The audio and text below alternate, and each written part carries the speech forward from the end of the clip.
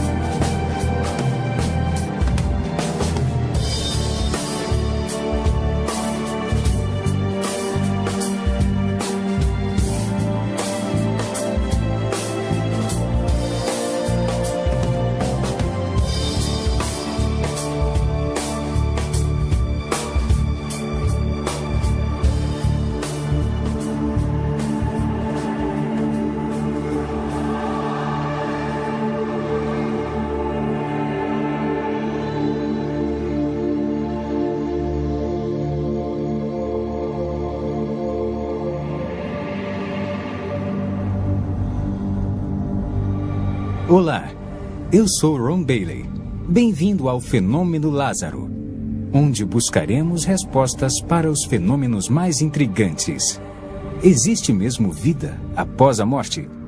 Todo mundo já deve ter feito essa pergunta pelo menos uma vez na vida. Paramos de existir no dia em que damos o último suspiro? Ou haverá algo além disso? Neste programa, nós falaremos com especialistas das áreas médica e científica, assim como com pessoas que foram e voltaram do inferno e vivenciaram um paraíso que nunca imaginaram. Por isso assistam, se puderem, enquanto estudamos o Fenômeno Lázaro. O Fenômeno Lázaro. De onde nós viemos? Por que estamos aqui? Para onde vamos? A nossa existência na Terra seria apenas uma mera questão do acaso, um ato aleatório de coincidência cósmica? Ou existe realmente outro mundo além do que vemos? Desde o início dos tempos, a maioria das culturas demonstra sua crença na vida após a morte. Os antigos egípcios acreditavam que, ao morrer, eles também fariam uma viagem para outro mundo, onde levariam uma nova vida. Por isso, pagavam grandes somas de dinheiro para terem seus corpos devidamente preservados, pois acreditavam que seriam submetidos a um teste do outro lado. Crenças semelhantes podem ser encontradas junto a grandes civilizações da Grécia e de Roma, e em várias culturas longínquas, como a dos Maias, dos Incas, nas Américas Central e do Sul, a Khoisan na África do Sul e os povos aborígenes da Austrália. Mais tarde, em especial na Idade Média, a vida era dominada pelo medo dos demônios e o terror da maldição. Ao longo dos tempos, poetas e escritores interpretaram os ensinamentos de Jesus e o que os autores bíblicos escreveram sobre céu e inferno. Uma história em particular, narrada pelo próprio Jesus, era sobre o homem rico e Lázaro. Havia um homem rico que se vestia de púrpura e de linho fino. E havia um mendigo chamado Lázaro, que se deitara ao seu portão, cheio de chagas, e ansiava comer o que caía da mesa do rico.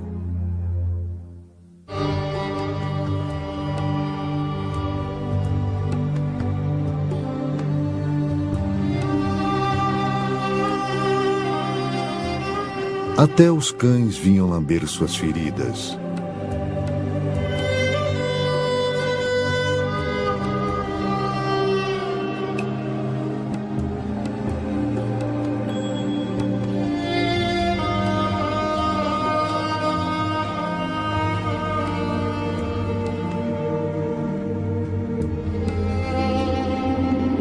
Chegou o dia em que o mendigo morreu, e os anjos o levaram para junto de Abraão.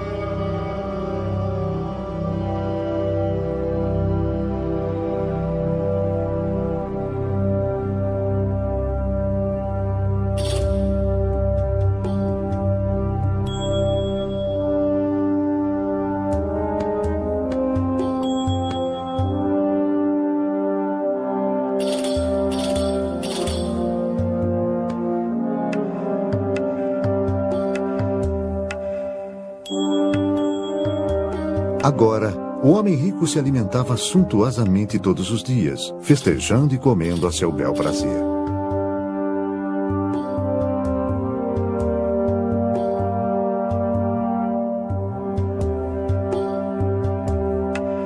Mas chegou o dia em que o rico também morreu e despertou no Hades.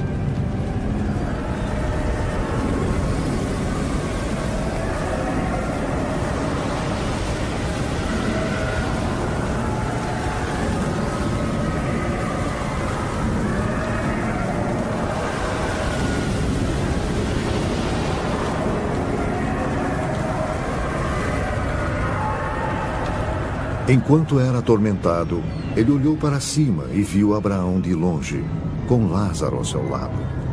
Pai Abraão, tem misericórdia de mim e manda que Lázaro molhe a ponta do dedo e refresque a minha língua, porque estou sofrendo muito aqui. Meu filho, lembre-se que durante a sua vida você recebeu coisas boas, enquanto Lázaro recebeu coisas más. Agora ele está em paz e você em sofrimento. Além disso, entre você e nós há um grande abismo que ninguém pode atravessar. Abraão, mande Lázaro à casa de meu pai.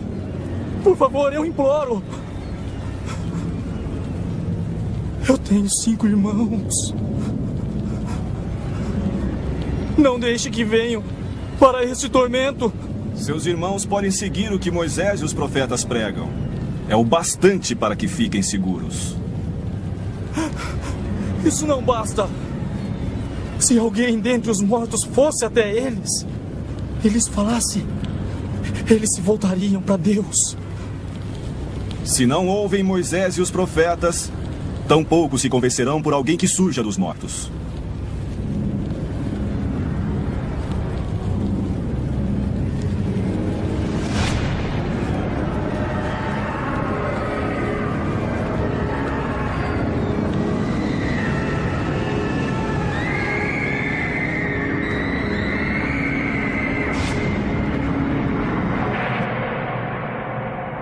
Mas seria esta crença, esse instinto humano aparentemente universal, um mero produto de superstições e doutrinas religiosas? Ou haveria uma evidência científica real para apoiá-la? Atualmente, estudiosos e religiosos estão muito divididos. Alguns falam de reencarnação, outros da assimilação pela força vital universal. Ninguém tem certeza de nada. Ou tem? Perto do fim do século XX, surgiu um fenômeno onde as pessoas relatavam experiências de quase morte, também conhecidas como EQMS, nas quais encontravam algum tipo de realidade após a morte. A medicina moderna começou a se referir a esses casos como o fenômeno Lázaro, por causa de um outro personagem bíblico que também se chamava Lázaro e que foi ressuscitado por Jesus 4 dias após sua suposta morte. Mas o que é uma experiência de quase morte? O Dr. Jeff Long nos fala. Bem, conforme o termo experiência de quase morte sugere, essas pessoas sofrem um episódio no qual ficam gravemente comprometidas fisicamente. Geralmente é um mal físico que ocorre de repente ou no final de uma doença crônica. As experiências de quase morte são rapidamente associadas à parada da função cardíaca ou da função respiratória, e com muita frequência a ambas. E devido aos 10 segundos depois disso e ao EEG, que mede a atividade elétrica cerebral, fica totalmente plana, é inexplicável do ponto de vista médico que essas pessoas tenham uma experiência consciente. Há muito mais provas de que ocorrem mais coisas nas experiências de quase morte, o que não se explica do ponto de vista médico. Há pessoas cegas, inclusive de nascimento, que têm experiências de quase morte e, para a maioria, são experiências visuais, fato que é totalmente inexplicável do ponto de vista médico. São pessoas cegas cuja primeira experiência na vida em que enxergavam e podiam ver as coisas foi durante a experiência de quase morte. Não há outra explicação para isso. Há inúmeros relatos de pessoas que têm experiência de quase morte onde a consciência se separa do corpo. Por isso, de um ângulo privilegiado de suas consciências, elas conseguem ver e ouvir o que acontece em torno delas, enquanto estão sendo ressuscitadas. Frequentemente, elas conseguem ver com detalhes incríveis tudo o que acontece em volta. De todas as experiências de quase morte que estudei, onde a consciência se separa do corpo e dá para ver eventos do cotidiano, praticamente tudo que descreveram era totalmente plausível. E todas as experiências de quase morte que estudei, ao buscar confirmação do que viram, enquanto a consciência estava separada do corpo, todas as vezes, com exceção de um caso, tudo que viram e ouviram estava totalmente correto. E não há explicação para isso, para a consciência separada do corpo no momento de uma parada cardiopulmonar. Para aqueles que pensam que as experiências de quase morte não são legítimas, gostaria de lembrar que há pelo menos de 12 a 15 milhões de americanos que tiveram uma experiência de quase morte. É um número significativo de uma experiência comum que afeta tanto a vida deles que não importa a causa da experiência de quase morte, nem as ideias sobre por que ela ocorre. Creio que não há dúvida de que, devido ao número de vidas afetadas, faz sentido estudá-la. É um fenômeno incrível e são muitas as implicações oriundas dele. Um dos médicos que vivenciou isto em primeira mão é o Dr. Melvin Morse, do renomado Hospital Infantil de Seattle. A experiência de quase morte é de fato a experiência da morte. Todos nós teremos essa experiência quando morrermos. A interpretação da experiência é controversa. No entanto, é um fato científico, e não um sistema de crenças de que teremos essa experiência quando morrermos. Houve 3 principais pesquisas importantes de experiência de quase morte nos últimos 15 anos. E todos os 3 estudos registram que essas experiências são reais e que acontecerão conosco quando morrermos. Então, as velhas ideias de que essas experiências eram causadas por falta de oxigênio no cérebro, ou que são alucinações causadas pelo caos no cérebro no momento da morte, ou causadas por drogas que ministramos aos pacientes ao ressuscitá-los quando estão morrendo. É claro que essas ideias eram teorias científicas respeitáveis, mas acabaram não sendo verdadeiras.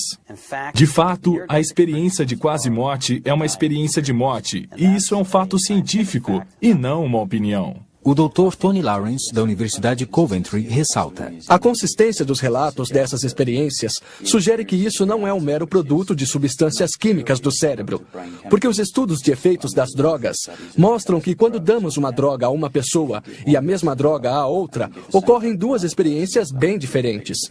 Podem haver algumas semelhanças gerais, mas não no nível em que se encontra nas experiências de quase morte. A ciência não pode dar respostas definitivas para as perguntas sobre a vida após a morte. Ainda não.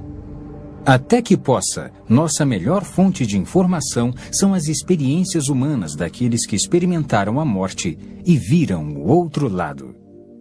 Uma dessas histórias é a de Daniel Ekechuko, um pastor africano que ficou morto numa funerária por 3 dias e ainda viveu para contar a história.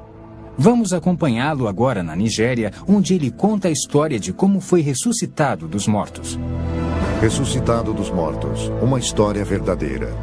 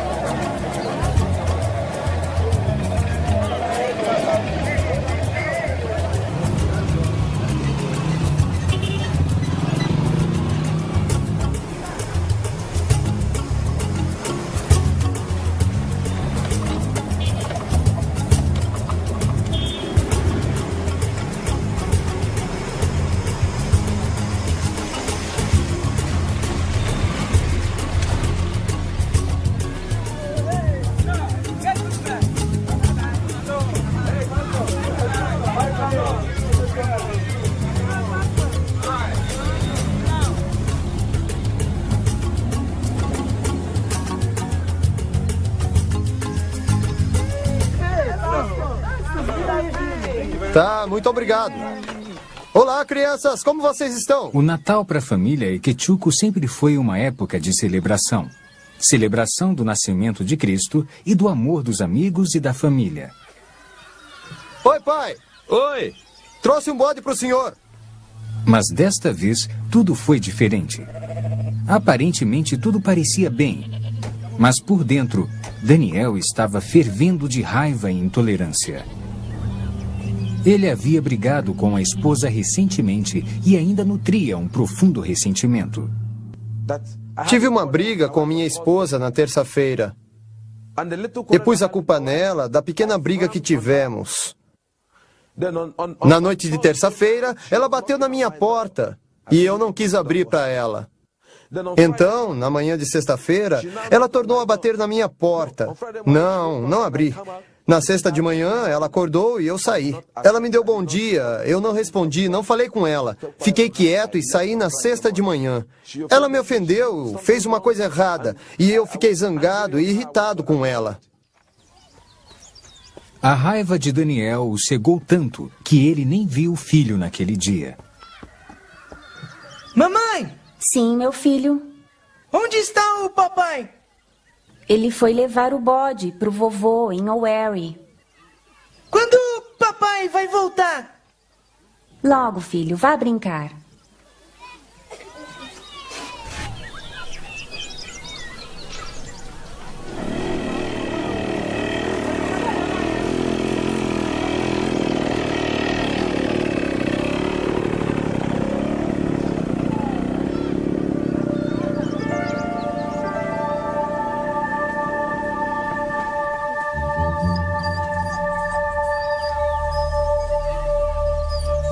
Os pensamentos de Daniel estavam confusos, como se sua mente estivesse em outro lugar.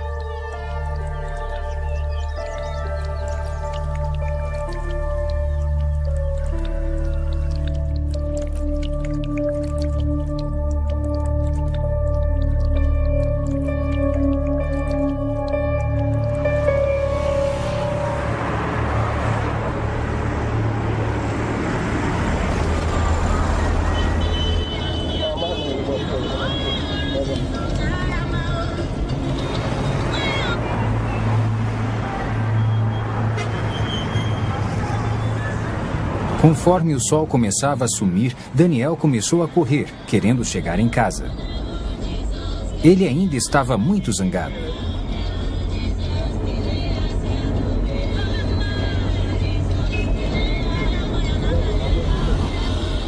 As ruas dos subúrbios da Nigéria são vergonhosamente rudimentares.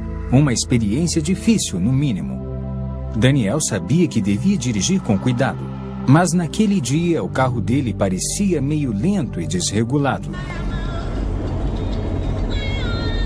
Quando ele descia uma das estradas de terra, tentou pisar no freio.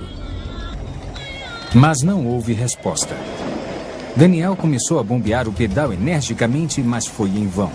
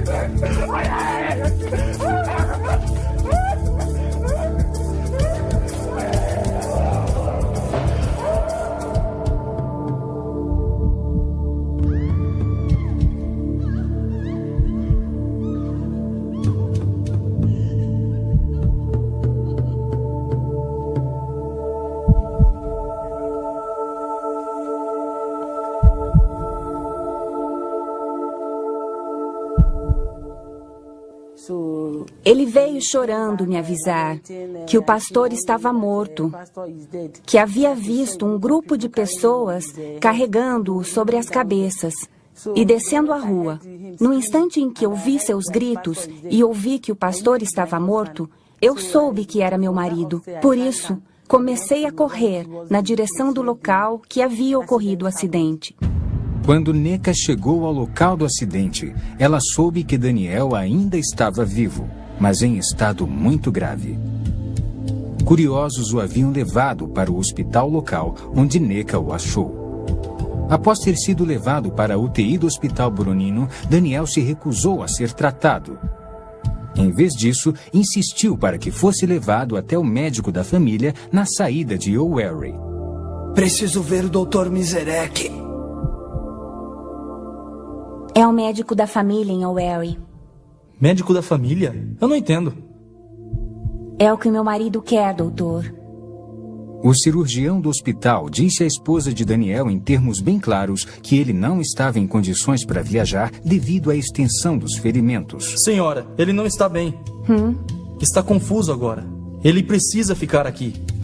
E não está em condições de decidir o que é melhor para ele. Por isso... Mas apesar dos apelos do cirurgião, Neca foi firme. É o que o meu marido quer. Se ele for agora, receio que ele possa morrer. E não posso impedir isso. Eles nos liberaram naquela noite. Me mandaram assinar e disseram que a responsabilidade era minha. Então assinei. Assim, nós o levamos para o médico particular de O'Wary. No caminho, ele me chamou e disse que eu devia cuidar da igreja, do ministério e das crianças. Cuide das crianças e do ministério. Não tente falar. Construir uma casa para você. Por favor, não fale. Alguns são chamados mais cedo e vão embora. Quando a ambulância que me levou do hospital com minha esposa estava em alta velocidade para me levar para um hospital melhor, então, de repente, eu tive algumas sensações. Olhei para cima e vi 2 anjos. Quando Daniel viu os 2 anjos, ele quis que sua esposa soubesse. Mas o anjo fez sinal para que ele ficasse em silêncio. Na mesma hora, o poder da fala de Daniel foi arrancado dele. Neca começou a chorar, temendo que Daniel morresse. Os anjos seguraram Daniel pelos ombros e o ergueram para fora da ambulância. De repente, Daniel se viu em outro lugar com um dos anjos. Daniel, tenho muita coisa para lhe mostrar. Quando olhou, Daniel viu um lugar com uma multidão de pessoas reunidas. E a aparência era a mesma que os anjos. A cor delas era de um branco puro e seus corpos pareciam brilhar de radiação. Devido à aparência semelhante, Daniel achou que estava vendo uma reunião de anjos.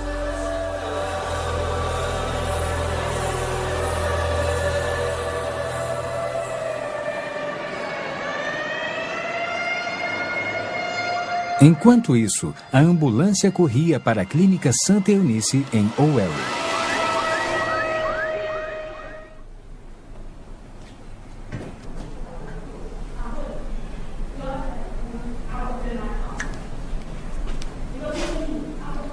Neca e um amigo da família esperavam com muita ansiedade enquanto o Dr. José Anebunua examinava o paciente.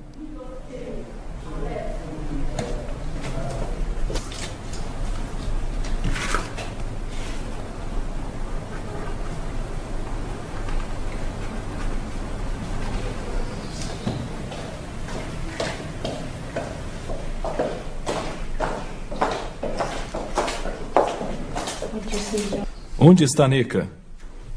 Ah, eu sinto muito. Sinto muito. Não havia mais nada a fazer. Sinto muito.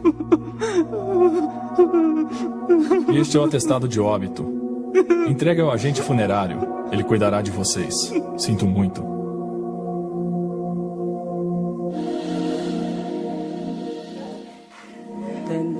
Então, naquele lugar, o médico o examinou e descobriu que ele estava morto e que não estava mais respirando. Tudo havia parado. Devíamos ir embora e levá-lo para a funerária. Eu não pude acreditar. Eu disse não, meu marido não está morto. Ele não pode me deixar assim. Esta não é uma reunião de anjos, Daniel. É uma reunião dos santos.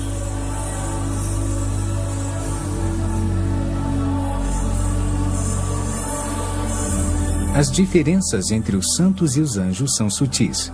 A cor deles é um branco puro, brilhante da cabeça até os pés. Mas a diferença é que os anjos têm asas, enquanto os santos não.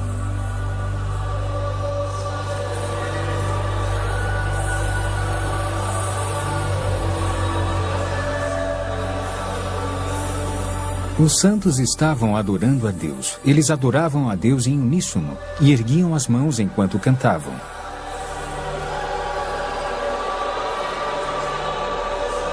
Daniel ouviu o som de muitos instrumentos e não era igual a nada que tivesse ouvido antes.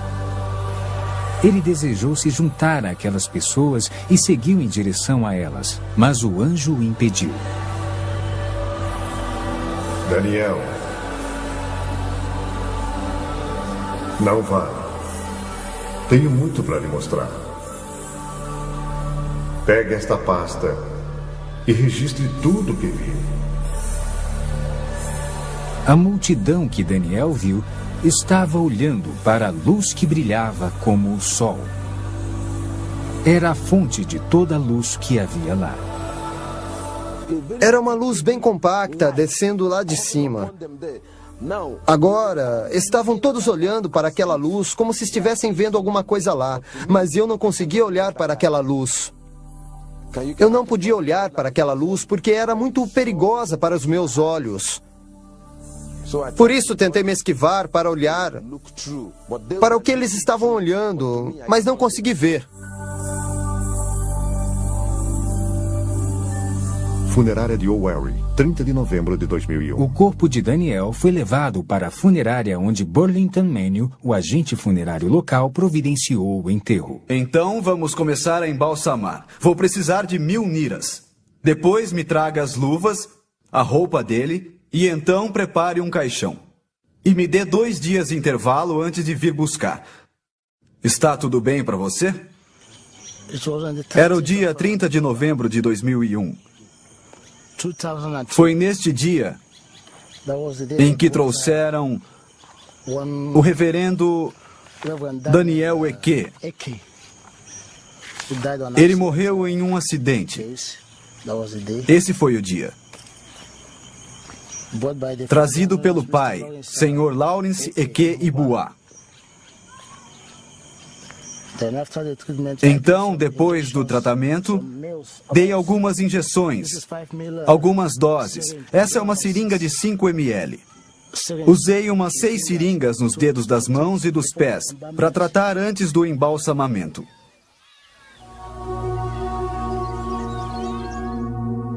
O dia 30 de novembro de 2001 foi uma data que ficou marcada para sempre no coração e mente de Neca Ekechukwu. Ela, de fato, se lembra muito bem. Aquele dia foi terrível de aguentar. Eu fiquei chorando. Então a palavra de Deus apareceu para mim em Hebreus 11, versículo 35. Mulheres que pela ressurreição tiveram de volta os seus mortos. Quando eu li essa passagem, eu disse, seus mortos de volta à vida. Comecei a meditar tudo sobre a palavra de Deus. Então eu disse, os mortos, meu marido é um dos mortos que ressuscitam. Preciso levá-lo para a vigília de Bonk para que ele ressuscite. Vamos visitar as mansões que Jesus preparou para o seu povo. Na mesma hora, Daniel estava em um novo lugar com mansões radiantes até onde a vista podia enxergar. Não se comparava a nada que ele conhecia na terra.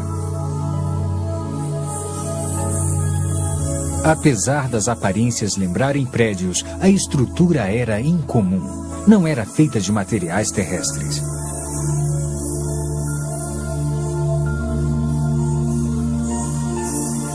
Elas pareciam estar vivas, se movendo. Daniel, Jesus terminou seu trabalho.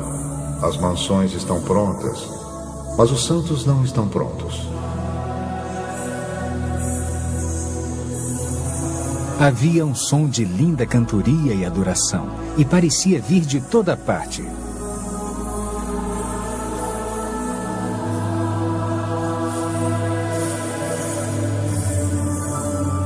Daniel quis saber de onde vinha o canto, porque ele não estava vendo ninguém lá.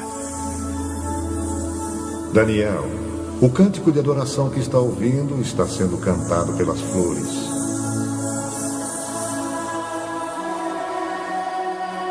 Quando olhou, Daniel viu as flores balançando em resposta à música. Parecia de fato que estavam batendo palmas, gritando e louvando a Deus.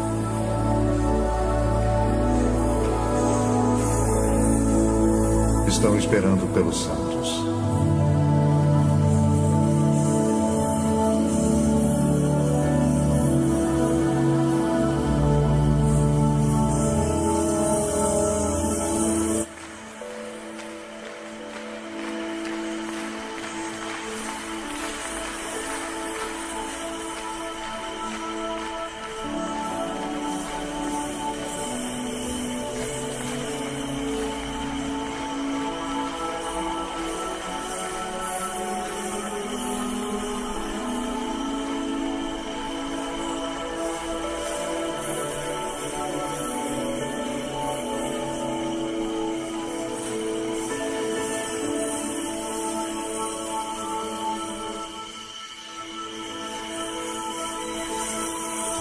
Tudo isso foi em torno de meia-noite, quando eu saí.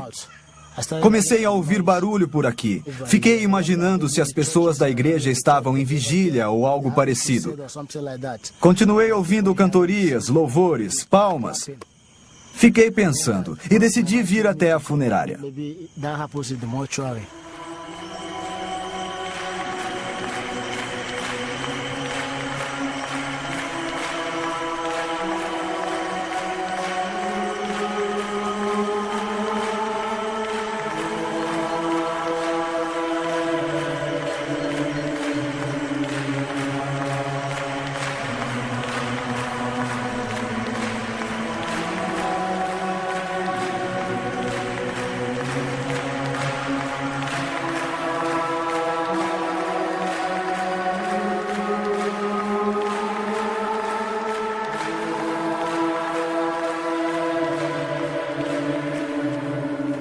Agora, vamos visitar o inferno.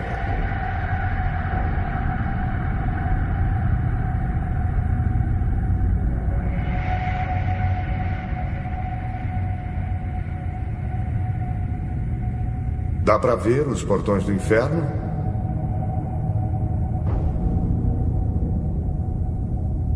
O anjo ergueu a mão e, conforme ela desceu, os portões abriram com um grande barulho. Daniel podia ouvir o choro e o lamento de muitas pessoas, mas não conseguia ver nenhuma delas.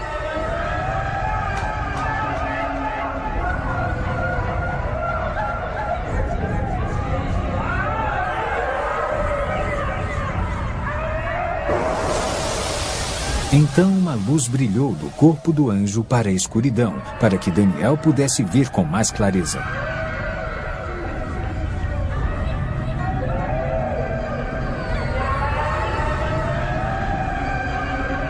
Havia muitas pessoas lá, mas ao contrário das almas do céu, a aparência delas era a mesma que haviam tido na terra. Havia pessoas de cada raça, cultura e nacionalidade.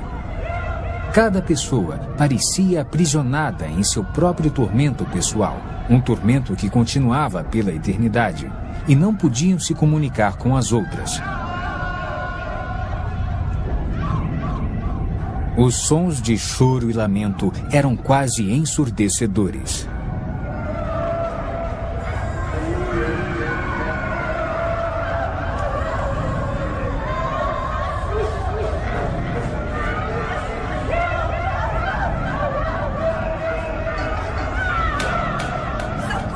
De repente, todos pareceram notar a presença de Daniel e começaram a gritar-lhe pedindo ajuda.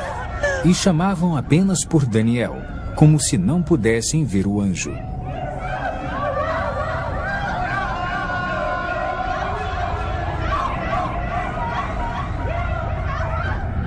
Por favor, me ajude! Sou um pastor! Roubei dinheiro da igreja e menti! Me ajude!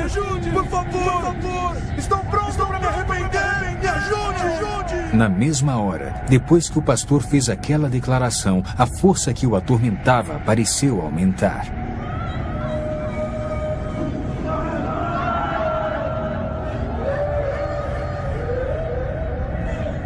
As pessoas tinham carne, mas não sangue, e quase pareciam estar pegando fogo, embora nenhuma chama pudesse ser vista.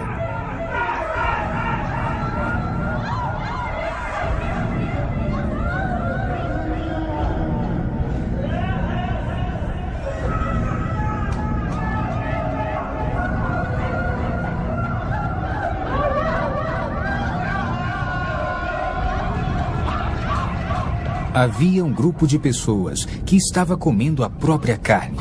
Elas vomitavam o que comiam e a carne crescia de volta. Isso continuava em um ciclo interminável de tormento.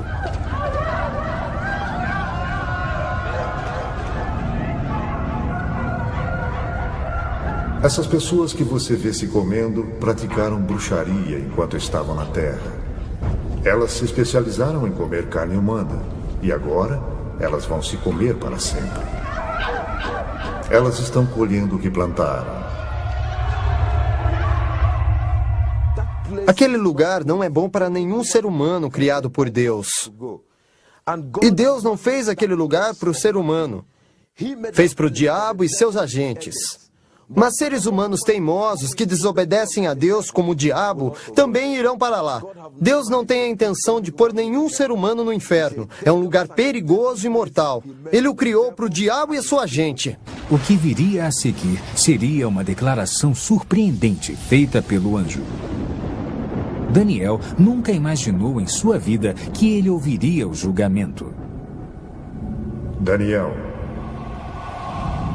se o livro de sua vida fosse fechado hoje, isto lhe caberia? Não! Eu sou um pastor! Sou um filho de Deus, eu nasci de novo! Eu prego por todo esse país!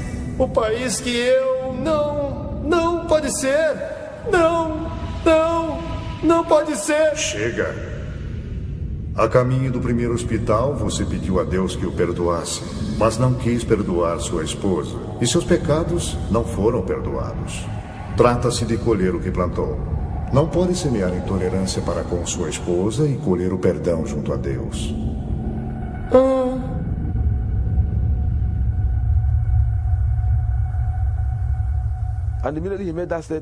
No instante em que ele disse aquilo, meu espírito me convenceu que o que o anjo havia dito, ou o meu julgamento, era verdade.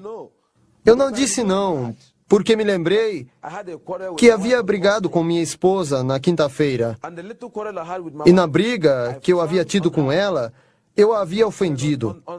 Então, na noite de quinta-feira, ela bateu em minha porta. Não abri a porta para ela. Então, na sexta-feira de manhã, ela bateu de novo em minha porta. Não, na sexta de manhã, ela acordou e saiu. Ela disse, bom dia. Eu não aceitei. Não falei com ela. Fiquei em silêncio e parti na sexta de manhã. Entende o que eu fiz? Porque minha esposa me provocou. Ela me ofendeu, ela fez uma coisa errada e eu fiquei com raiva dela. Fiquei irritado. E não aceitei a sua saudação. Parti na sexta-feira. Quando estava voltando, sofri um acidente e morri. Por isso, o anjo me disse que minha esposa havia me oferecido a paz e eu não a perdoara e me voltei para Deus e pedi que Ele me perdoasse. Ele não me perdoou e eu iria para aquele lugar. Então eu chorei, mas não disse não. Não recusei o julgamento. O julgamento era verdadeiro para mim, porque eu sabia que, no fundo, eu estava zangado com a minha esposa. Eu estava pensando no que fazer com ela. Pensei, minha esposa me esbofeteou, me bateu. O que vou fazer com ela? Fiquei pensando no que eu iria fazer. Por isso, no fundo, eu estava irritado e acredito que Deus estava julgando o meu coração. Ele disse que eu não havia perdoado minha esposa e não estava perdoado. Fiquei chorando, chorando e gritando sem parar. Só dizia, viu como destruía minha alma? Enquanto eu gritava e chorava, eu tive medo, as lágrimas cobriram meu rosto. Entrei em pânico porque aquele lugar não é bom para ninguém. E o modo como estavam as coisas, se Deus quisesse mesmo me mandar para o inferno, nada o impediria. Enquanto nós discutíamos, um grupo de pessoas, milhares de pessoas estavam sendo mandadas para o inferno.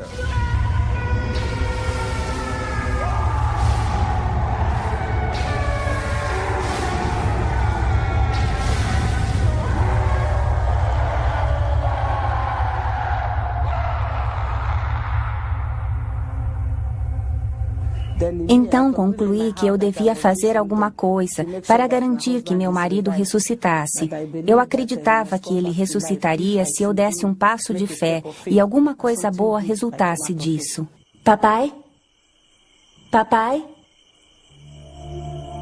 Hã? Vamos levar o corpo dele para a igreja. O quê? Vamos levar o corpo de Daniel para a igreja. Ada, minha filha. Daniel está morto. Ele partiu. Ele vai ressuscitar, eu sei que vai.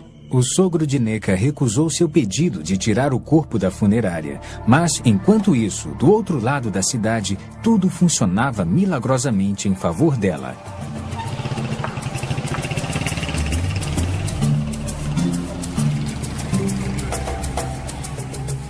Entre 5:30 e 6 horas, saí de casa para o endereço do pai. E quando perguntei pelo senhor, o senhor Lawrence Ekei Boa, então eles me levaram até ele e eu pedi que tirassem o corpo que haviam levado para a minha funerária. Mas eles alegaram que o reverendo havia morrido em um acidente e que estava sangrando muito. Então eu pedi que levassem o corpo. Eu vi alguns sinais. Não sei o que há de errado com o corpo. Eu não quero que me assombre, porque esse trabalho é entediante, é perigoso.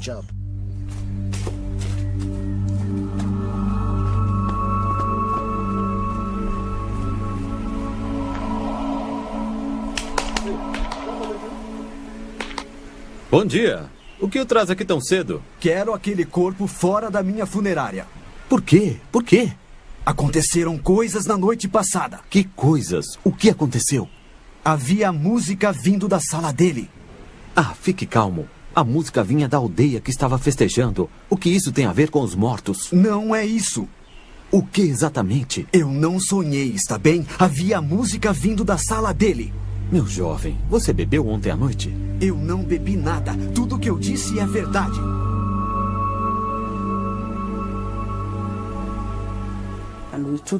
Então, nós o tiramos da funerária, o vestimos e o colocamos dentro do caixão. Depois saímos de Owerri e seguimos para Onisha.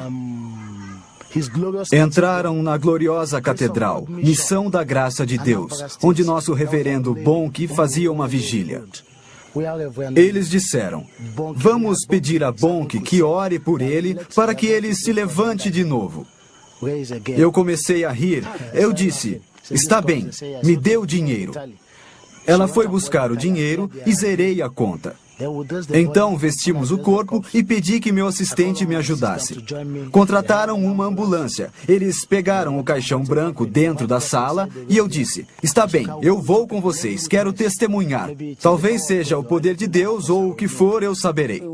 Quando chegamos com a sirene, houve muita tensão. O pessoal da segurança queria uma autorização do governo local ou do governo federal que estava com Bonk.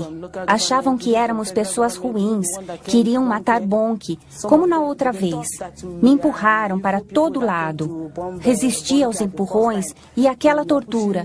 Me insultaram e xingaram de tudo que foi nome, mas cederam na hora em que disse que ele estava morto, que era um homem de Deus, que as pessoas não deviam me matar, que ele havia sofrido um acidente e morrera, e que deviam nos deixar levá-lo para dentro para que Bonk pudesse orar por ele, e que eu acreditava que ele iria voltar à vida.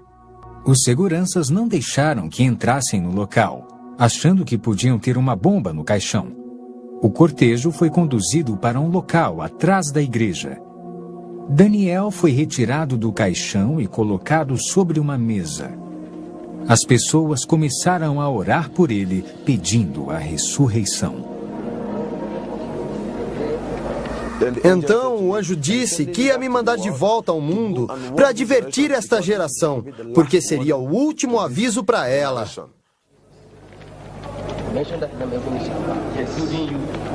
Com as orações, o coração dele começou a bater. A vida voltou em seu coração. Continuamos orando sem parar. Enquanto tudo isso acontecia, ele começou a respirar aos poucos, mas seu corpo ainda estava rijo.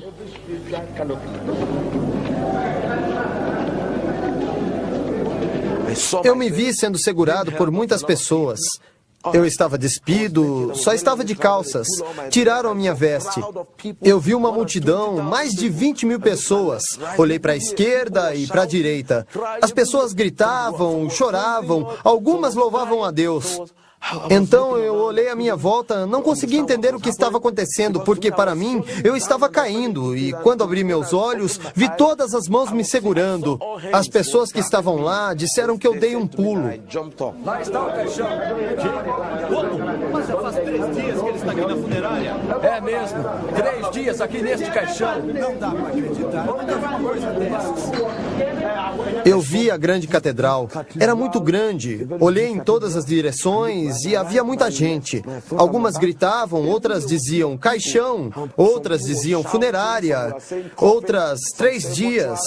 Eu não entendia o que estava acontecendo, porque para mim não havia se passado mais que 15 minutos. Por isso, não entendia por que estavam dizendo 3 dias. Para mim, não houve dia nem noite. Houve apenas aquele momento em que eu vivi.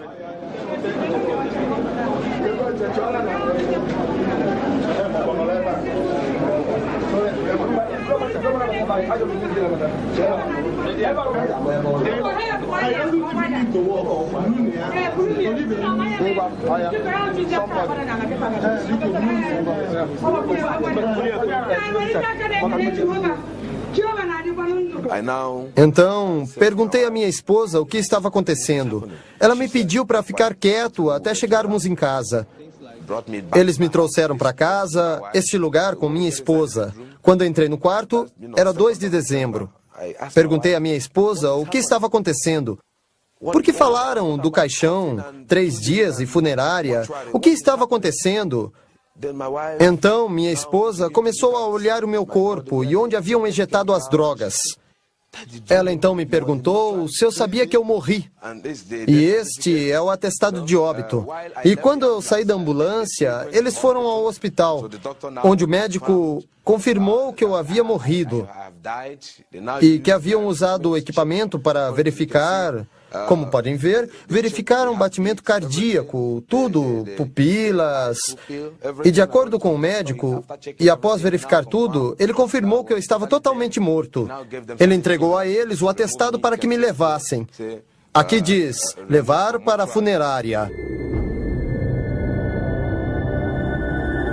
Relatos como esse causaram um enorme impacto no mundo, repercutindo entre os profissionais das áreas médica e científica. No passado, tais eventos eram vistos como alucinações, causados por hormônios produzidos pelo corpo durante um trauma, mas os especialistas não estão tão convencidos. As alucinações costumam ser experiências bastante desordenadas e não se comparam às ações organizadas e estruturadas que se tem na experiência de quase morte.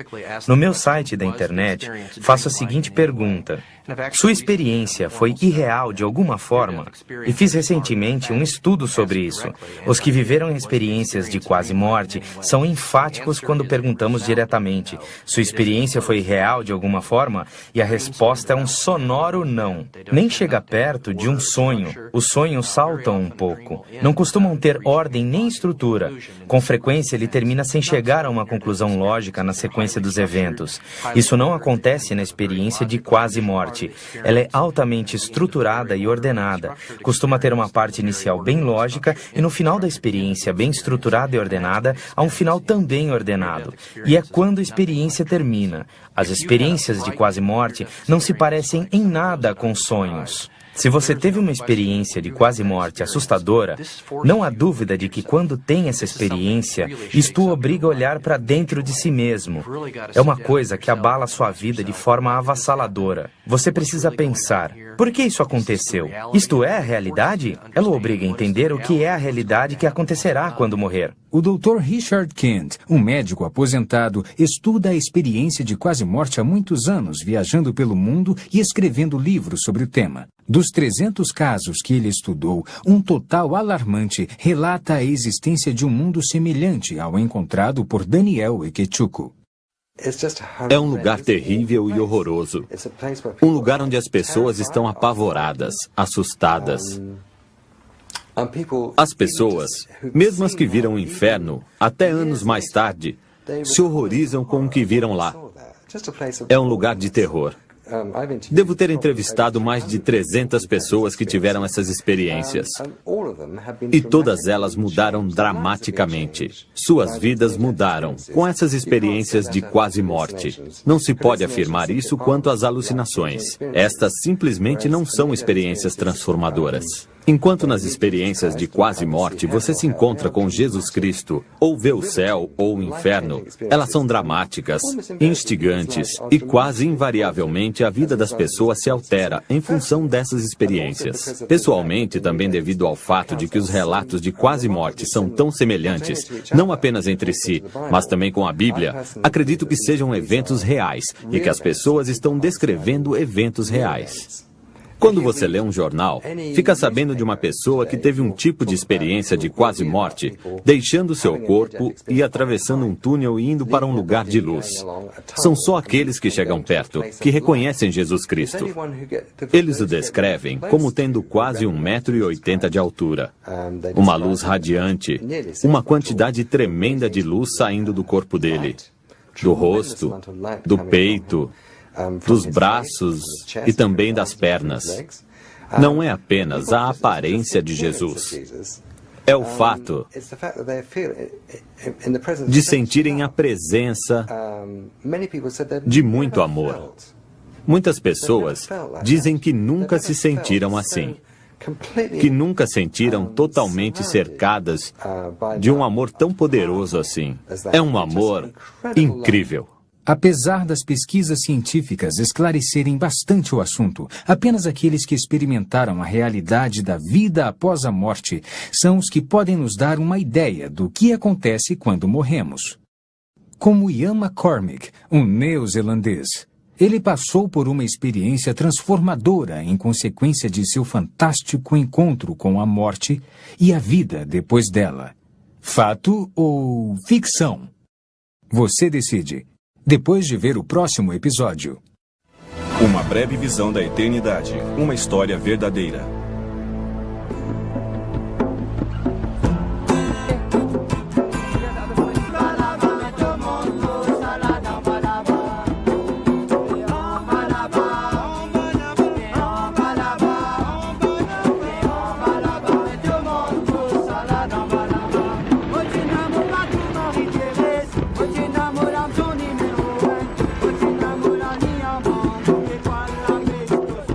Em 1900, creio que no final dos anos 70, vi um filme chamado Alegrias de Verão, que falava de dois garotos californianos com suas pranchas de surf, viajando pelo mundo em busca do verão interminável, nenhum inverno e a onda perfeita.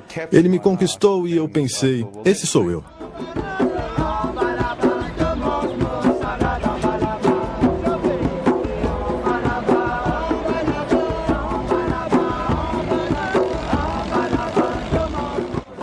Viajei durante 2 anos pela Austrália, sudoeste da Ásia, Bali, Sri Lanka, Malásia, e fui parar numa pequena ilha chamada Maurício.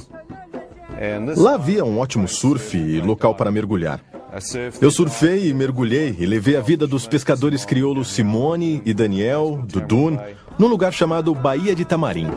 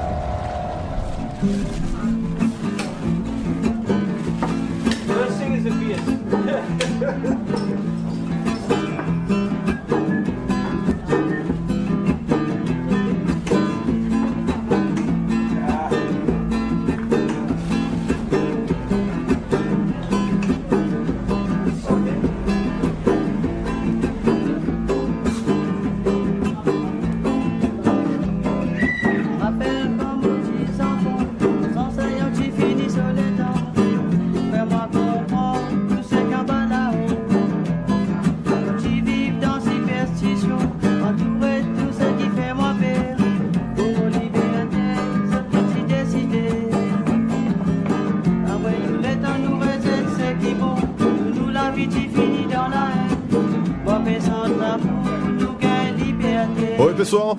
Ei, espere, Ian. Vamos mergulhar essa noite? Mergulhar essa noite? É. O tempo não está muito bom. Está sim. Está bem.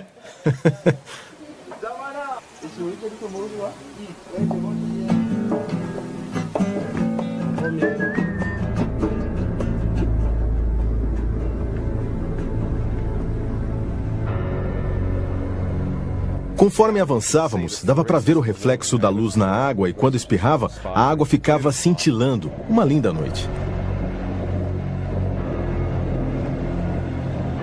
Fomos até Rivière Noire, que fica no Recife externo, e paramos. E começamos a pegar lagostim.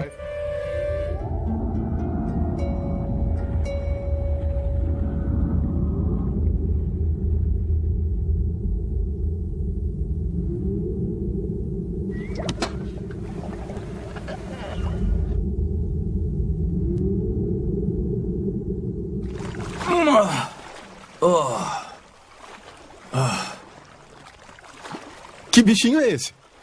Se isso é o melhor que se consegue, eu vou voltar para Nova Zelândia. Ei! Ei, não faça isso. Por que não? Vai acordar os tubarões. Não se preocupem.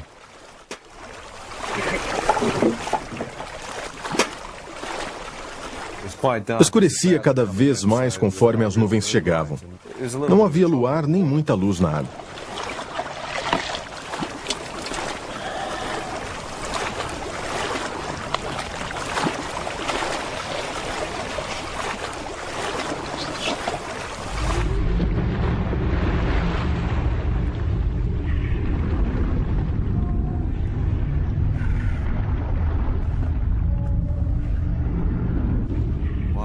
Quando mergulhei na ilha onde aprendi a fazer um mergulho noturno, costumava mergulhar no Recife externo. Enquanto mergulhava, olhei com a lanterna de mergulho para que os caranguejos e os lagostins aparecessem. Com a lanterna, podia cegá-los. E aí era fácil pegá-los.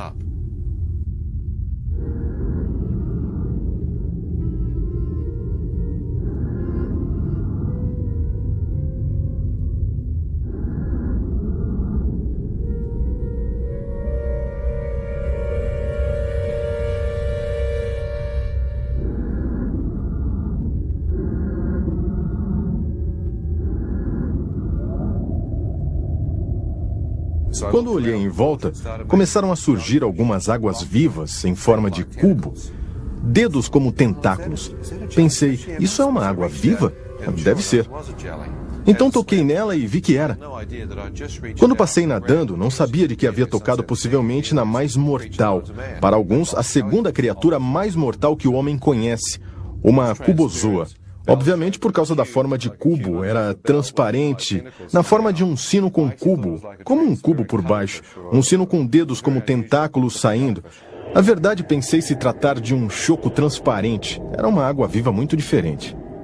Alguma coisa bateu no meu braço e me picou. E parecia que milhares de volts de eletricidade entravam no meu braço. Isso me sacudiu bastante na água.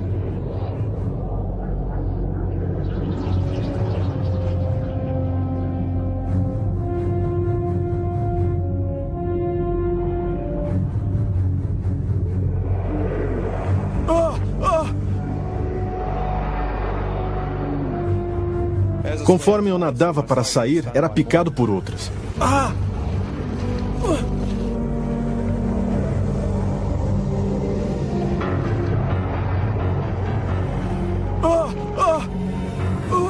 Fui picado uma quarta vez. Ei, o que foi? Ei, Ian, o que foi?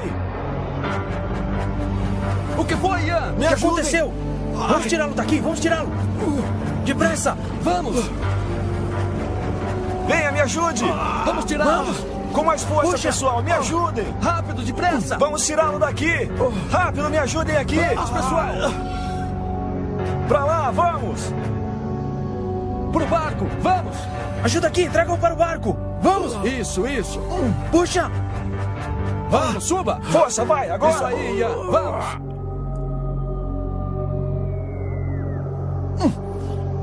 Vamos, pessoal. Vamos. Força, Puxa. vai, agora. Isso aí, Ian. Vamos.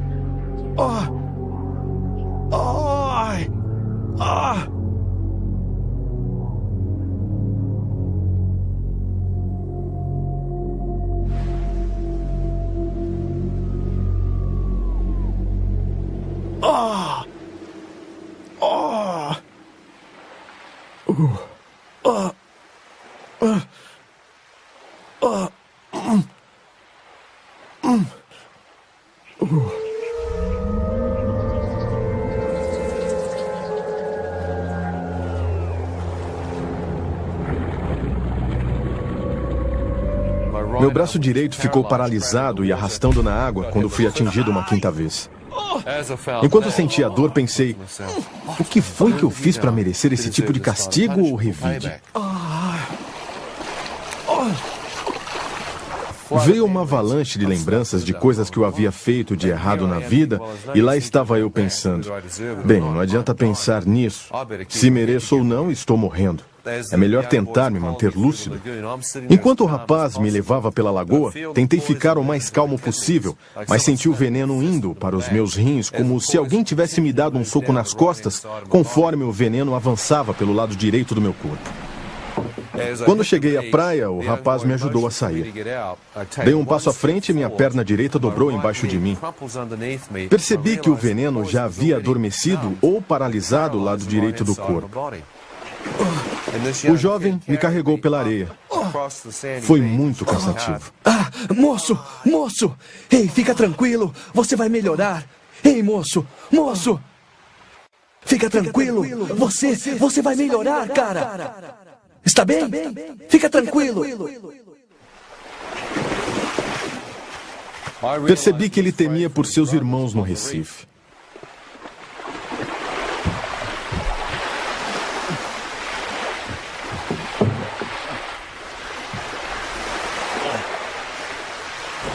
Me deitei no chão. Comecei a me sentir muito fraco e cansado.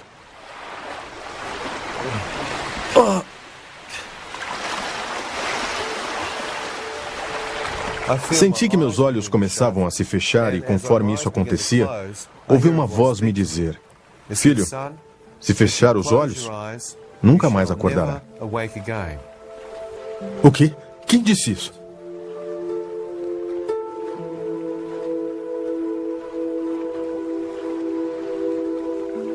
Quando olhei para a direita esperando ver um homem ao meu lado, não havia ninguém lá.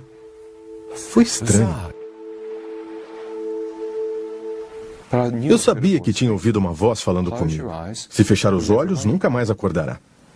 Significa que vai morrer. Por que está querendo dormir, idiota? Isso é um coma. Não pode dormir. Precisa da antitoxina. Sabia do ponto de vista intelectual que isso era como uma tábua de salvação. Mas estava enfrentando o fato de que o veneno podia estar me matando e eu não estava ciente de que estava à beira de um provável coma. E acredito, da morte certa. Então me levantei, enfrentei a morte que se aproximava de mim da melhor forma possível e senti que minha perna esquerda ainda estava forte o bastante para sustentar meu peso.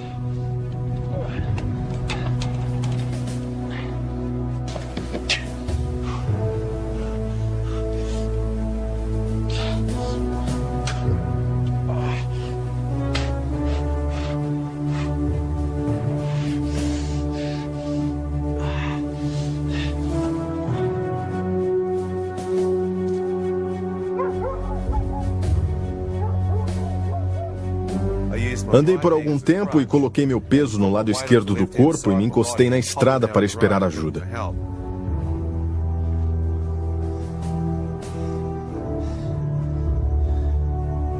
Se fechar os olhos, nunca mais acordará.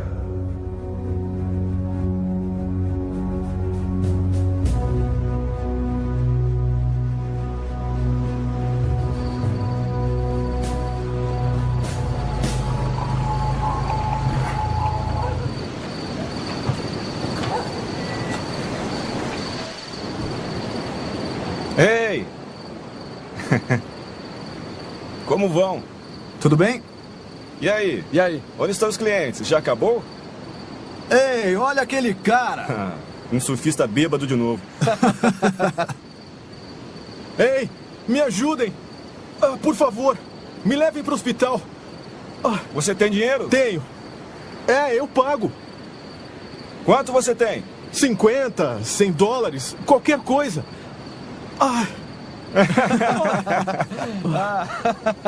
Vocês bebem demais.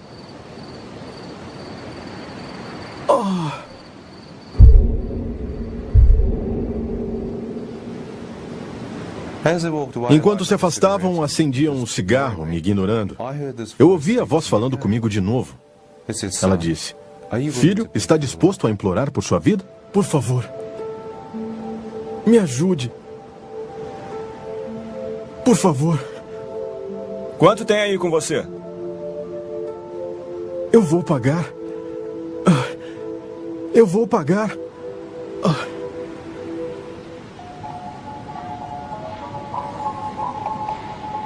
Como pretende me pagar? Não se preocupe, eu vou pagar, eu prometo. Onde está hospedado? Estou num bangalô, na Baía de Tamarim. Está bem. Vou deixá-lo na Baía de Tamarim. Espere. Hospital. Você não tem dinheiro. Eu vou deixá-lo lá. Por favor.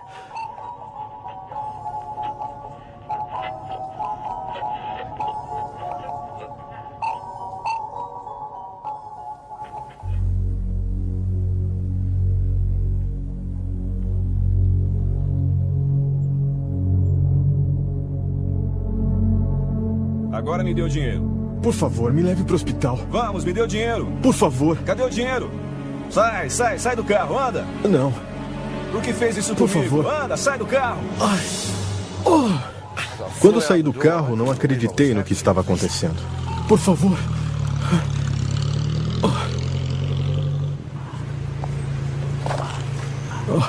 Enquanto fiquei lá deitado, podia ouvir a voz familiar de outro pescador da aldeia, o Daniel.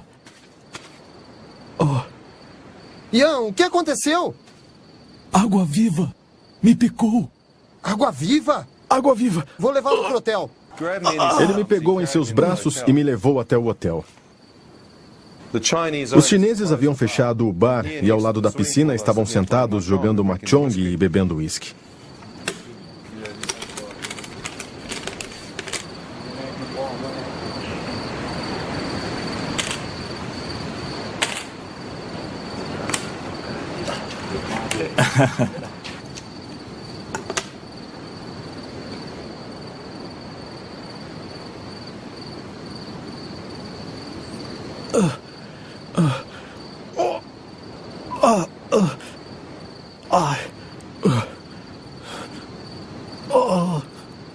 Ei, Branquelo!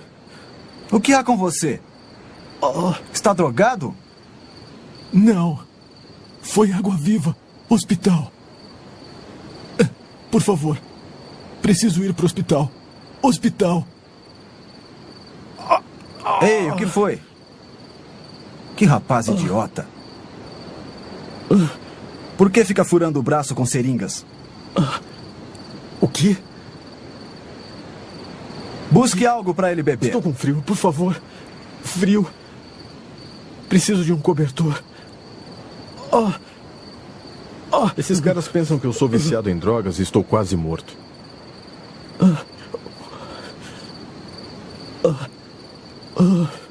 Idiota. Não entendo isso.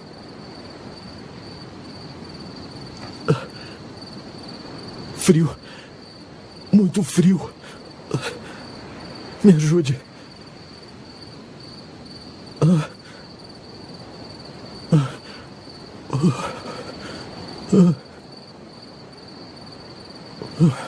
Toma.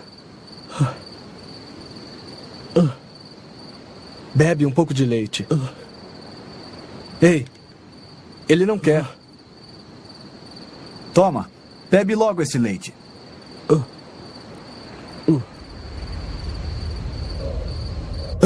Me leva para o hospital no seu carro, por favor. Me leva no seu carro. Não. Fica aí esperando a ambulância se quiser. Ele quer ir no meu carro. Olhei para o outro lado. Sabia que se olhasse para ele, perderia a cabeça. Pensei comigo mesmo, se eu sobreviver a isto, você já era chinês. Ora, eu estava furioso. Olhei para o outro lado, pensando no que ia fazer com ele se eu sobrevivesse. E vi Daniel surgindo de repente, correndo em minha direção. Para minha surpresa, uma ambulância estava chegando no estacionamento. Depressa, andem. Foi picado por uma água-viva. Vamos logo. Como? Água-viva? Está tudo bem, Ian. Tudo bem. Não se preocupe, não se preocupe. Você vai ficar bem.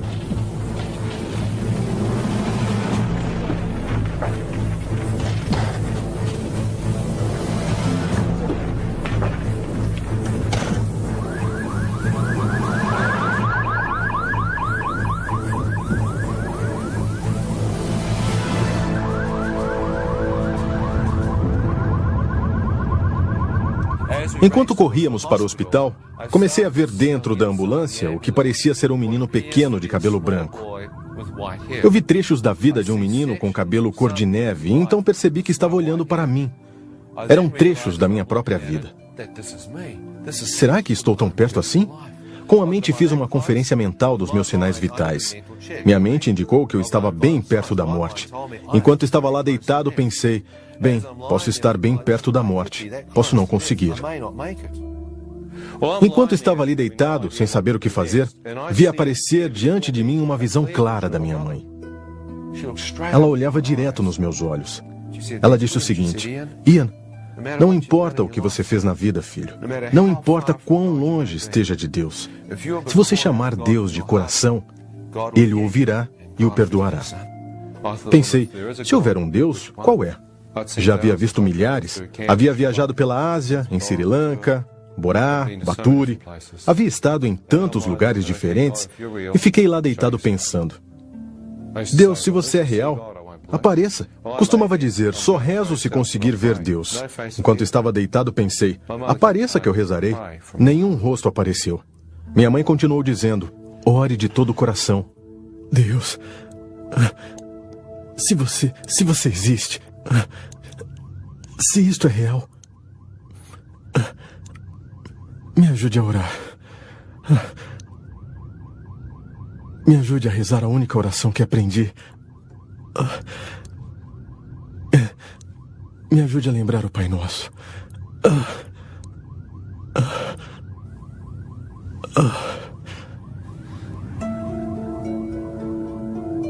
Ao dizer isso, as palavras começaram a surgir diante dos meus olhos. perdoai-nos as nossas ofensas e pecados. Pensei, como é que Deus pode me perdoar? É tarde demais. Fiz muitas coisas erradas.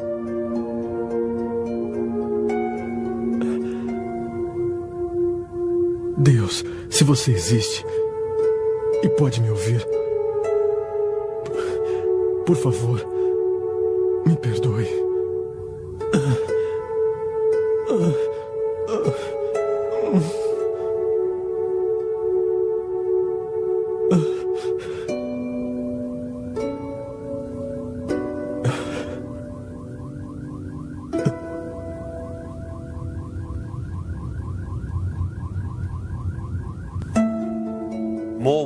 Surgiram mais palavras. Perdoai aqueles que o ofenderam e pecaram contra você. Achei que era para perdoar outras pessoas. Posso fazer isso. Não sou uma pessoa vingativa por natureza. Deus, posso perdoar qualquer um. Não importa o que me fez. Perdoa aqueles que pecaram contra mim. Quando eu disse isso, o rosto do taxista indiano apareceu na minha frente. Mas o que esse homem está fazendo aqui? A voz disse: perdoa este homem por tê-lo expulsado de seu táxi e o deixado para morrer na beira da estrada? Não, deve estar brincando. Como perdoá-lo? Estava furioso com aquele sujeito. E no instante seguinte, o rosto do chinês apareceu na minha frente. Mas o que ele está fazendo aqui? A voz disse: perdoa este homem por não levá-lo de carro esta noite e deixando-o para morrer no hotel? Não. Conforme eu via esses dois rostos, pensava, mas o que está havendo? Isso não é uma oração estúpida qualquer. Eu podia estar falando com alguém que poderia ser Deus. Na verdade, essa voz estava personalizando essa oração para mim.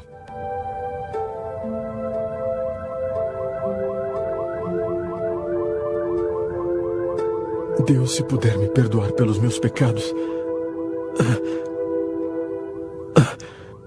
perdoarei o que aqueles homens fizeram comigo. Seus rostos desapareceram na mesma hora. Vieram as próximas palavras: seja feita a vossa vontade, assim na terra como no céu.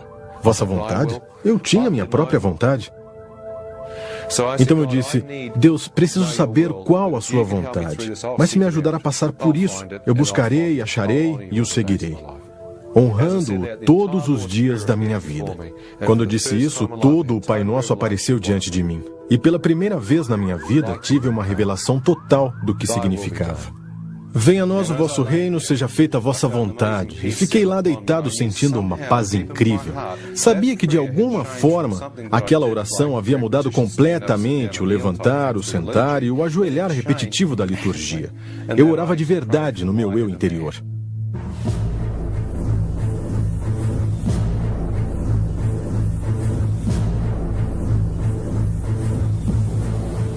O que houve? O que ele tem? Picado. Água viva. Água viva? Senhor, consegue me ouvir? Enfermeira, busque a antitoxina. Vamos, vamos, depressa.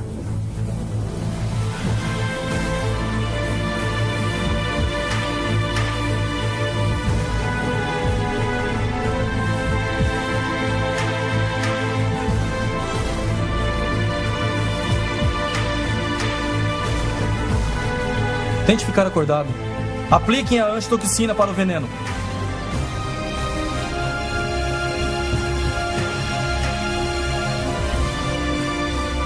Doutor, não consigo achar a veia. Deixa eu ver. Vamos, faça assim. Dê uns tapinhas.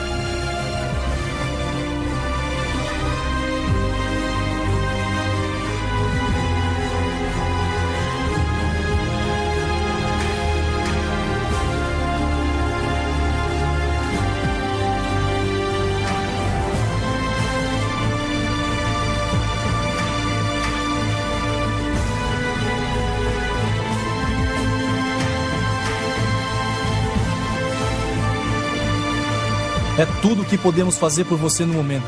Lute, combata o veneno, tá?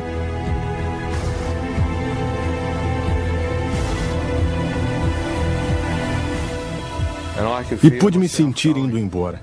Foi terrível, assustador. Você pode ouvir tudo.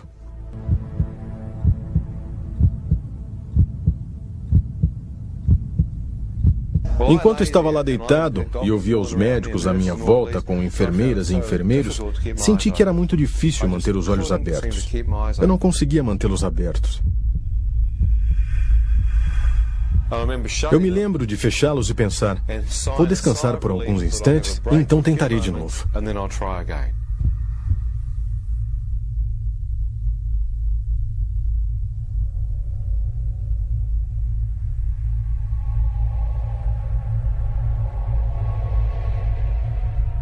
Ao fazer aquilo, tive uma sensação de libertação. A batalha para ficar vivo terminara.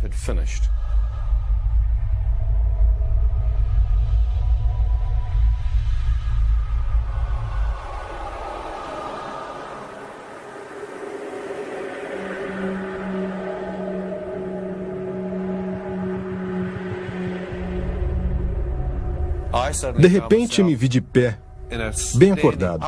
Sabia que estava acordado. O problema é que estava totalmente escuro. Pensei, por que os médicos apagaram as luzes? Que espécie de hospital é este? Enquanto eu estava ali pensando por quanto tempo ficara dormindo enquanto as luzes se apagaram, pensei, não tenha medo. Deixe seus olhos se acostumarem com o escuro. Talvez tenha acordado muito rápido. Fiquei olhando e pensando que minhas pupilas haviam dilatado. Não havia luz. Não conseguia ver nada. Estava tudo preto, como um quarto escuro. Pensei, tudo bem, deve haver uma luz aqui em algum lugar. Então me virei 360 graus tentando ver se havia alguma luz. Não conseguia ver nada. Quando fui para a direita, não conseguia achar a parede. Pensei, estranho, me mudaram de quarto? Então comecei a recuar para a esquerda, tateando em busca da minha cama. Não achei, pensei. Que idiota, perdeu sua cama. Como conseguiu fazer isso? Então continuei tateando, tentando achar minha cama. O pensamento seguinte foi que estava tão escuro ali que não dava para ver a mão na frente do rosto.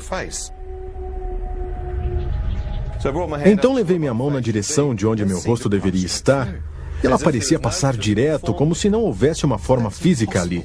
Pensei, é impossível. Não pode perder a cabeça. Procurei o meu corpo físico, absolutamente nada. Mas o que está acontecendo? É como se tivesse saído da minha forma física, como se fosse transparente, e ainda tenho a sensação de ser um ser humano completo ali de pé. Ian, eu mesmo, pareço estar ali de pé. O que aconteceu? Enquanto estava lá de pé, comecei a sentir alguma coisa à minha direita olhando para mim. Na minha frente senti olhos invisíveis, alguma coisa ou alguém me examinando. A escuridão tinha uma presença diabólica. Um mal assustador, transgressor, imperava na atmosfera.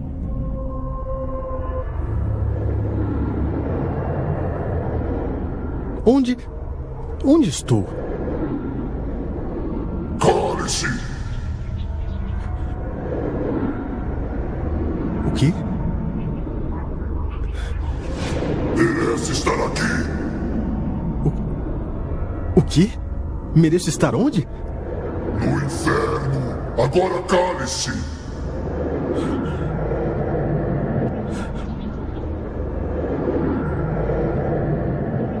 Enquanto estava ali, vendo que poderia estar mesmo no inferno, um facho de luz radiante invadiu a escuridão acima de mim.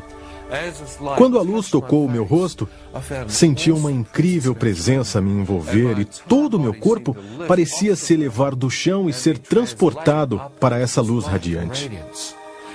Enquanto estava sendo levado por ela, pude ver que ela vinha de uma forma circular bem acima de mim. Senti um rastro de poeira sendo arrastado em direção a essa luz. Enquanto era levado em direção a ela, pensei, isto é real? Olhei para trás, por cima do meu ombro, e bem abaixo de mim, pude ver a escuridão. Ainda sem entender o que era aquela luz, comecei a me mover em direção à abertura, entrando nela. Ao ser arrastado pela abertura, pude ver que havia um túnel. E olhando toda a dimensão dele, pude ver a fonte da radiação. O primeiro pensamento foi que era o centro do universo. Olha só essa luz. Que poder emanando dela. Ao ser levado em direção a ela, observei uma onda de radiação saindo. E essa onda de luz que saiu da fonte me tocou. E me senti aquecido, confortado. Todo medo e escuridão pareciam ter saído e senti uma luz viva se apoderar de mim. Feixes de radiação vinham do centro, como um fogo branco, uma radiação fantástica da parte central. De lá, vi a luz brilhante abrindo caminho. Pensei, até as estrelas e as constelações do universo devem obter sua fonte de energia a partir deste ponto focal. Que luz seria aquela? Haveria alguém lá dentro, cercado por aquela radiação? Enquanto eu questionava a respeito, uma voz falou comigo do centro da luz. Assim que ouvi a voz dele, vi que era a mesma que havia falado comigo na ambulância, ao me dizer o Pai Nosso e para perdoá-los. Então eu estava mais tranquilo. E ele disse, Ian, você deseja voltar? Se deseja voltar, você deve ver sob uma nova luz. As palavras surgiram diante dos meus olhos. Deus é luz. E nele não há escuridão. Pensei, Deus é luz. Será que aquele era Deus? Então não havia mais nenhuma escuridão. Eu acabava de vir da escuridão. Quem quer que fosse esse ser estava totalmente separado da escuridão.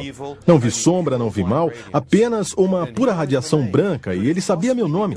Será que eu estava na presença de Deus e falando com ele? Pensei, se for, ele é capaz de ver meu espírito totalmente nu. Ele pode ver tudo. Comecei a recuar. Enquanto eu recuava em direção à escuridão do túnel, observei ondas de radiação saindo dele. Esperei que me tocassem e literalmente me levassem de volta ao centro. Mas enquanto aquelas ondas de luz emanavam para frente, elas passavam por mim. E tudo o que senti foi amor. O amor fazia com que me derramassem lágrimas. Estava simplesmente chorando. Podia sentir aquela aceitação vindo. Eu disse, Deus não pode me amar.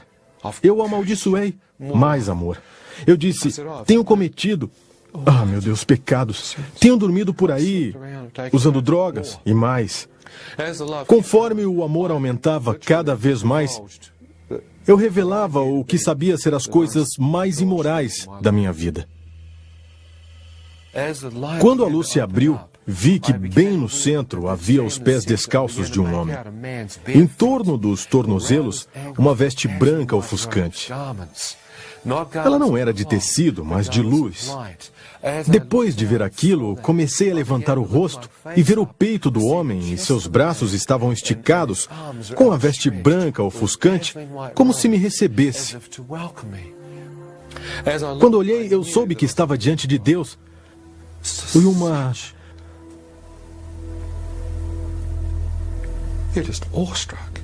É uma grande emoção. Não dá para ficar preparado. Não há como se preparar para ver isso. Eu apenas fiquei parado em total admiração. Quando olhei em direção da cabeça dele, seu cabelo era de um branco radiante. Do seu rosto parecia haver luz brotando em ondas, emanando de todo o seu rosto. Não dava para ver os traços desse rosto porque a luz era 10 vezes mais brilhante que toda a luz que havia visto e estava emanando do seu rosto. Comecei a caminhar em direção a ele. Tive vontade de ver seu rosto. Saberia que Deus era... Quando fiquei a alguns metros da sua presença, comecei a colocar meu rosto na luz. E ela não feriu meus olhos, como se pudesse ver dentro dela.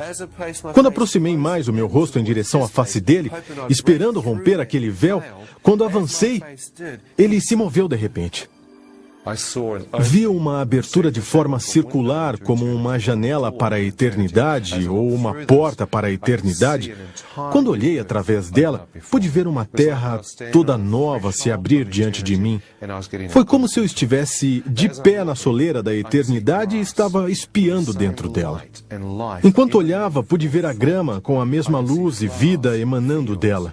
Pude ver flores, campos. Eu sabia que se pisasse na grama não a danificaria. A cor e a energia e a vida que emanavam dela foi incrível. Vi um rio de água pura e cristalina, árvores ao longo das margens, colinas subindo para a esquerda. Olhei à minha direita, havia montanhas lá longe, o céu bem azul, bem límpido. Fiquei ali parado e disse, Isto é o paraíso. Quando olhei, senti que aquele era o meu lugar. Como se tivesse sido criado por Deus para viver ali. Pensei, por que não nasci logo aqui? Por que nasci naquela terra? Senti que havia voltado para casa. Senti que havia percorrido o mundo atrás daquele paraíso. E lá estava ele, bem diante de mim. Pensei, estou em casa. Estou em casa. Quando comecei a entrar, a presença dele voltou na minha frente e bloqueou a passagem.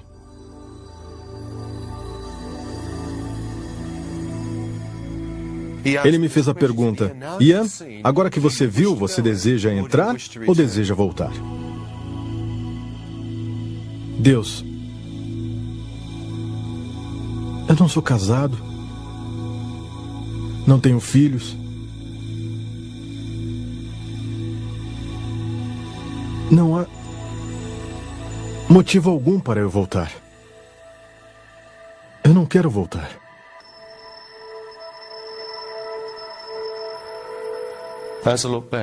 Quando olhei para trás, para minha surpresa, Deus me mostrou uma pessoa que me amava. No instante em que vi minha mãe bem atrás de mim, eu chorei. Pensei que não só havia mentido para Deus, como havia alguém que me amava. E pensei, se morri, isto está mesmo acontecendo, e eu entrar nesse paraíso, na presença de Deus, será que minha querida mãe saberia que seu filho incrédulo havia orado naquela ambulância, se arrependido dos seus pecados, entregado sua vida a Deus, e que Deus havia escutado esse jovem e o convidado a entrar no paraíso? Pensei que minha mãe acharia que seu filho havia ido para o inferno. Pensei que receberia um telegrama ou um fax dizendo: seu filho morreu ontem à noite, quer que ele seja enviado num caixão ou as cinzas num jarro. Pensei, se isso acontecesse, poderia destruí-la, ela sofreria tanto, perderia a família. Então pensei, aqui estou eu, que egoísmo eu passar e deixar minha mãe me enterrar.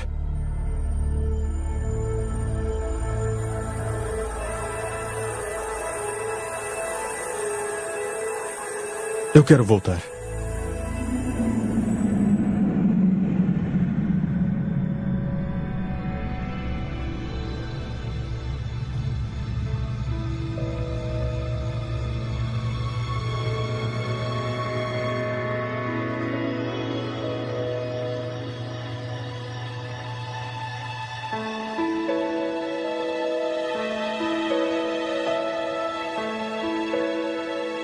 Voltei instantaneamente à minha forma física no hospital com o médico que havia me tratado, segurando meu pé direito no ar com um instrumento afiado como um bisturi, examinando a sola do meu pé, mas eu não sentia nada, examinando um pedaço morto de carne.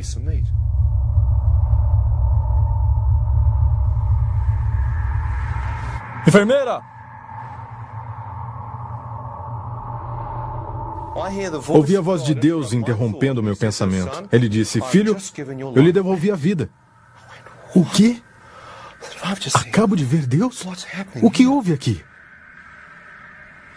Senti uma vibração de força passar por mim. Foi como uma baixa voltagem de eletricidade. Vi que todo o meu corpo começava a sentir de novo e em algumas horas estava totalmente curado.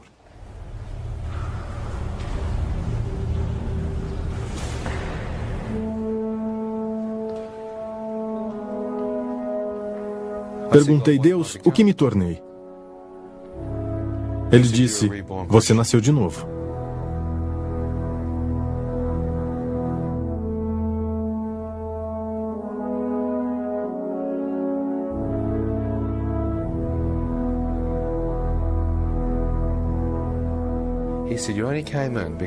Ele disse, você só saiu porque seus pecados foram perdoados. E o sangue de Jesus o lavou.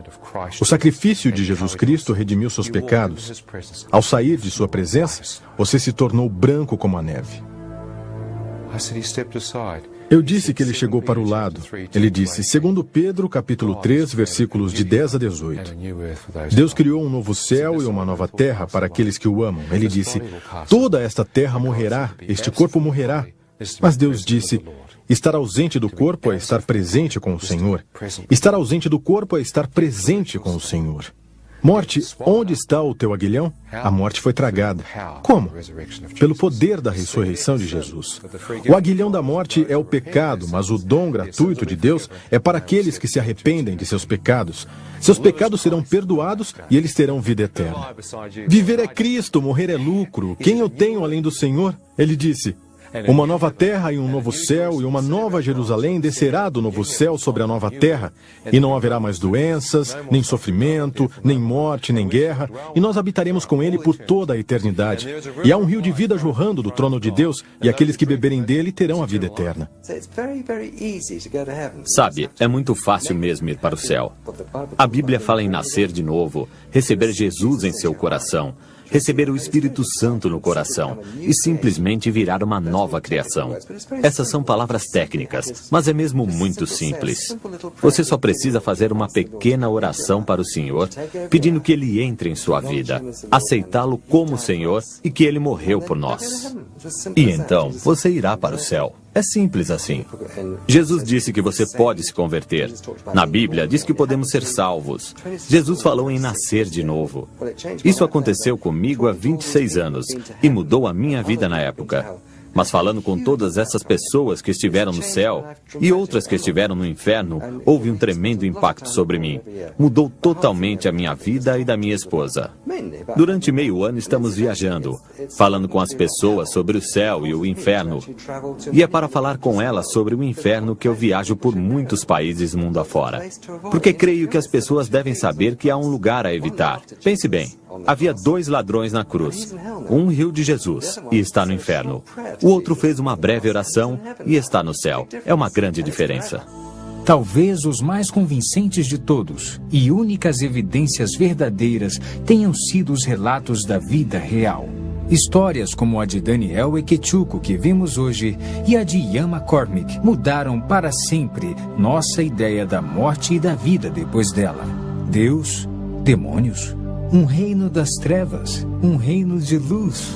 Fato ou ficção? É você quem decide. E não importa qual seja a escolha, baseada no que você viu, uma coisa está bem clara. O que nós fazemos na Terra ecoará por toda a eternidade. Eu sou Ron Bailey. Muito obrigado por assistir ao Fenômeno Lázaro.